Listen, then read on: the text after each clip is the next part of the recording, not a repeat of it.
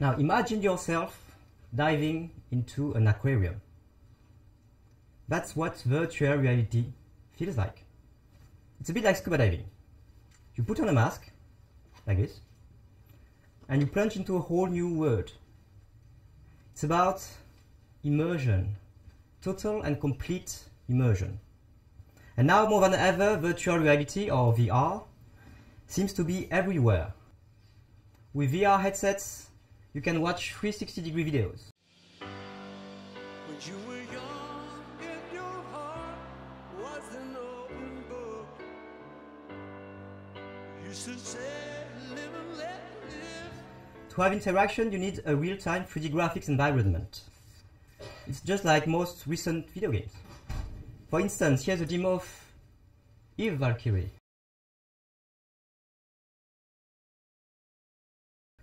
When it comes to virtual reality, the video games industry is certainly the most dynamic market. And now the advertisement and the movie industry are also getting excited with the technology. What if you could travel without leaving home? With apps and websites like Google Street View here and a cardboard headset, you can visit national parks, museums and monuments. Here is the Versailles Palace Gardens. It's in France, where I'm from. Are you afraid of spiders? Well, with virtual reality, you can treat phobias. It's called virtual reality exposure therapy. Here's Skip Rizzo. He's a pioneer in virtual reality. At the University of Southern California, he helps war veterans. He's using VR to reduce post-traumatic stress symptoms. So as they are guided by a therapist, the patients confront the traumatic memories in a virtual and controlled simulation. Speaking of war, who here has ever witnessed a real bombing? Well, not too many of you, I hope. Now, look at this. Here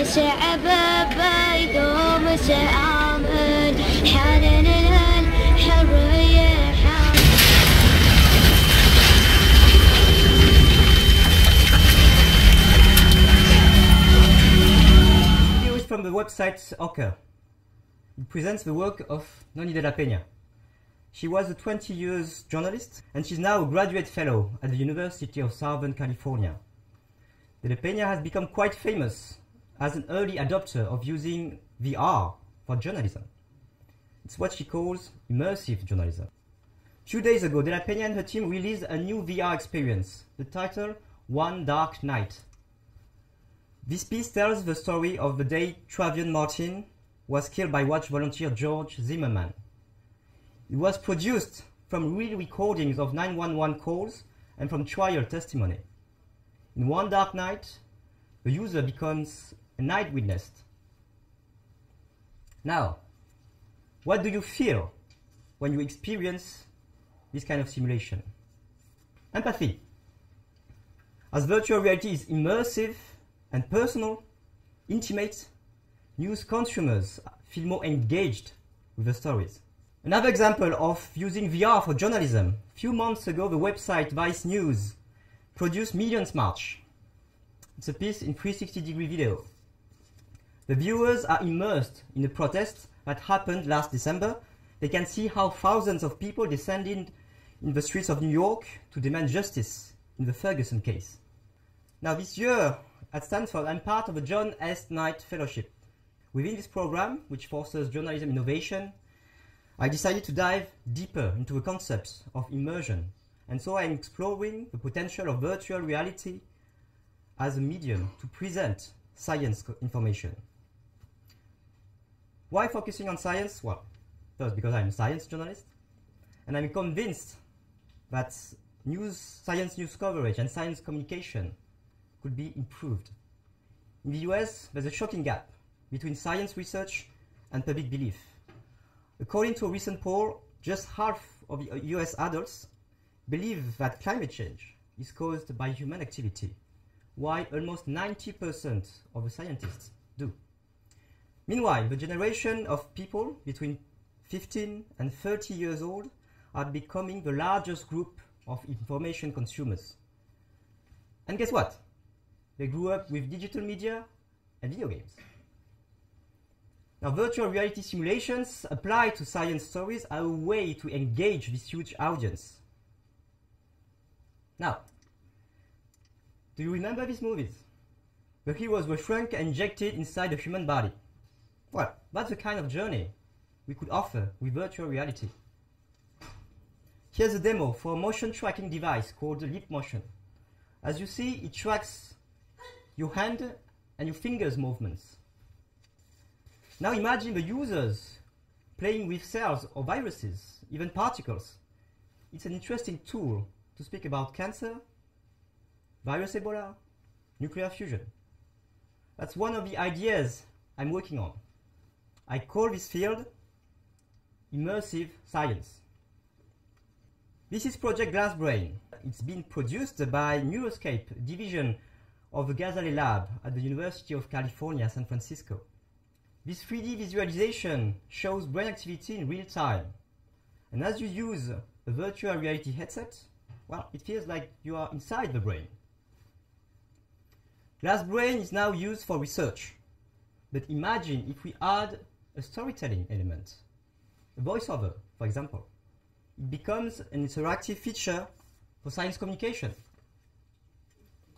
Here in Stanford, you have one of the best, if not the best, virtual reality research center in the world, the Virtual Human Interaction Lab, led by Professor Jeremy Badenson.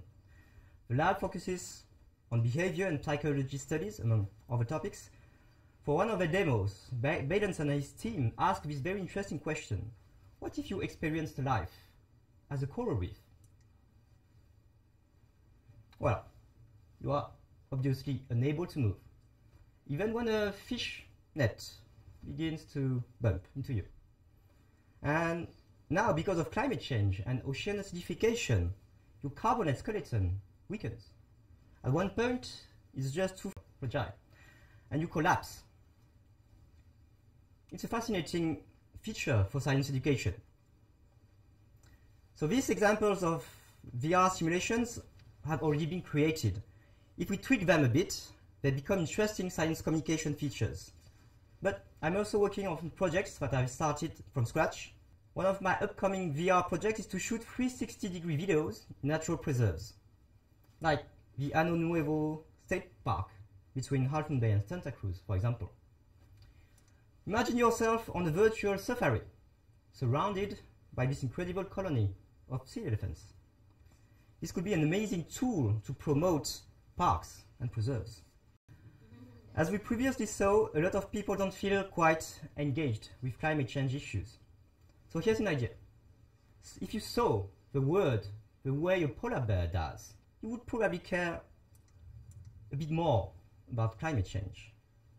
Well, so this is a rough prototype. In this minigame, the player has to reach sea ice blocks to find its food, seals.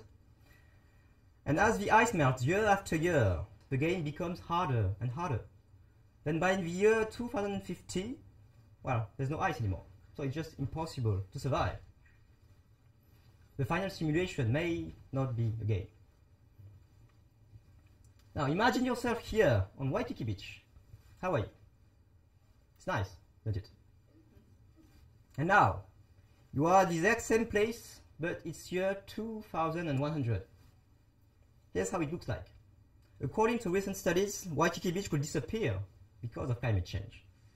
In the VR simulation, we could live this transformation by traveling into the future.